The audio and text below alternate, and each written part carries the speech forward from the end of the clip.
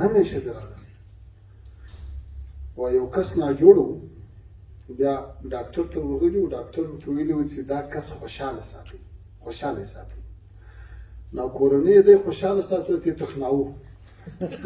تخناوه تر ماښامه په خندا مړ و که نه اوس یې د غني حکومت یې په ډیموکراسۍ ورته مړ کړو په همه شمولیت یې ورته مړ کړو دې ته وزارت ورکړه دې ته معاینات ورکړه دې ته وظیفه ورکړه دې ته تنخوا واله کړه دې ته باډي ګاټان ورکړه دې ته موټر ورکړه دې ته زري واخله که نه له دې نه سیمټ راتاو کړه له دې نه سیمې خاردار راتاو کړه ټول اقتصاد په همدې کې ولاړ نور افغانستان د دې شي توان او طاقت نه لري الله تعالی دې موږ تاسو ته توفیق راکړي ما مخکې وویل چې موږ داسې یو نظام یا داسې څه له منځه نه دي وړي چې خلک په هغه پسې ارمان وکړي ما بله ورځ په د انطالیا په فورم کې دا خبره وکړه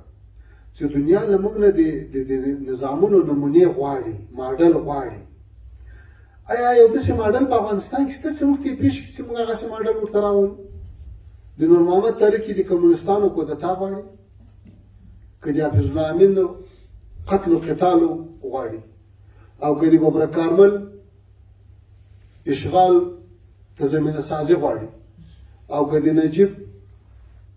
د علماو د صلحاو د وژلو تاریخ راژوندی کول غواړي او که له هغه وروسته بیا د حضرت صاحب صبغت الله مجددي د 2 میاشتو حکومت